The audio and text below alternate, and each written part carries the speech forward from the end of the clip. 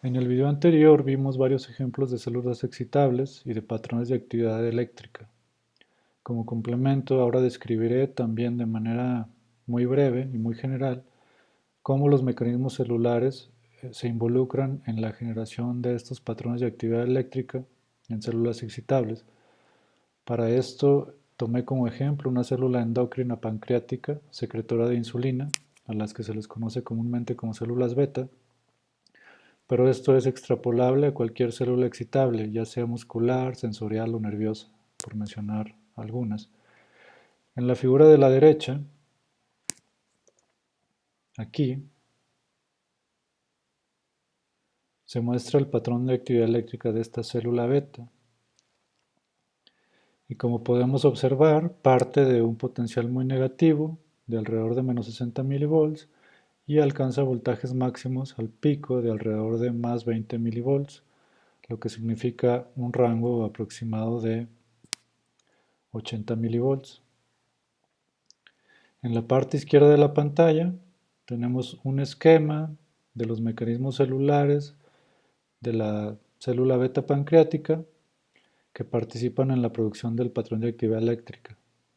Entre estos se incluyen un transportador de glucosa, señalado como GLUT1 aquí, una parte metabólica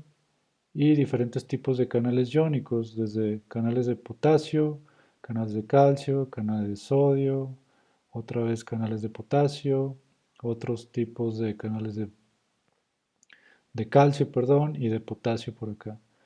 Además está la parte de exocitosis de la célula, que en este caso es la secreción de insulina al exterior de la célula, que está relacionado directamente con su función. Sobre los canales iónicos, que son una parte muy importante de la electrofisiología celular, por ahora será suficiente decir que son proteínas que forman poros en la membrana de la célula y que permiten el paso de diferentes iones de manera específica. Esto quiere decir que los canales de potasio dejarán pasar únicamente potasio, los canales de calcio dejarán pasar únicamente calcio, los canales de sodio dejarán pasar únicamente sodio, etc. Regresando a la figura del patrón de actividad eléctrica, que se muestra aquí a la derecha, podemos observar números del 1 al 9 distribuidos a lo largo del trazo del potencial de membrana o del patrón de actividad eléctrica. Asimismo, en el esquema mostrado en la izquierda, están distribuidos los mismos 9 números en los diferentes mecanismos celulares que tiene esta célula beta. Con esto, los autores de esta figura nos están indicando en qué parte del patrón de actividad eléctrica de esta célula participan los diferentes mecanismos celulares. Por ejemplo, los canales de potasio, señalados con el número 1, aquí, participan en la parte inicial del patrón de actividad eléctrica. Enseguida, los canales de calcio tipo T con el número 2, aquí y aquí, los canales de sodio y de calcio tipo L con el número 3 y finalmente los canales de calcio tipo PQ con el número 4, todos ellos participan en llevar el potencial de membrana desde el potencial de reposo hasta el valor máximo de más 20 milivolts. Por otro lado, los canales señalados con el número 5, que son otro tipo de canal de potasio, hacen que el potencial de membrana regrese a valores negativos cercanos al potencial de reposo, y otro tipo de canal de potasio, señalado aquí como KB, permite incluso que ese potencial de membrana al regreso alcance valores más negativos que el propio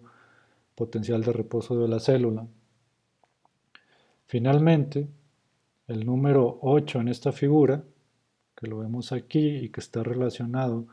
con otro tipo de canales de potasio presentes en esta célula, nos indica cómo estos canales participan en el patrón de actividad eléctrica, haciendo que los potenciales de acción se agrupen.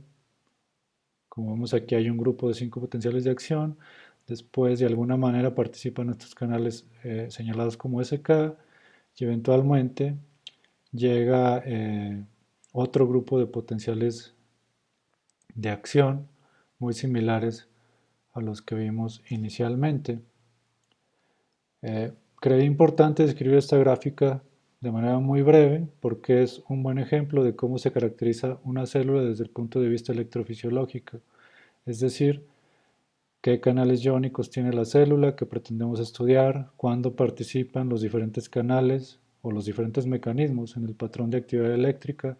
qué relación tienen estos con su función fisiológica y, no menos importante, qué podría fallar para generar diferentes enfermedades. Como les mencioné también en el video anterior, la electrofisiología celular se encarga del estudio de las propiedades eléctricas de las células y esto incluye desde identificar los canales iónicos que tienen los diferentes tipos de células, es decir,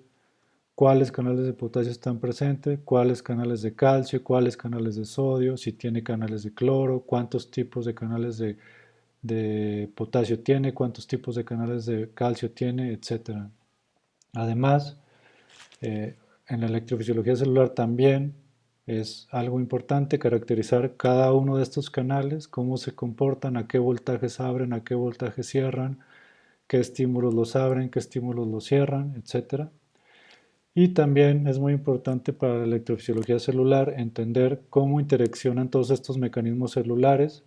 para producir, en primer lugar, el patrón de actividad eléctrica y después para permitir el funcionamiento adecuado de la célula. Finalmente, pues es también un objeto de estudio de la electrofisiología celular qué pasa con estos canales cuando fallan en presencia de ciertas enfermedades.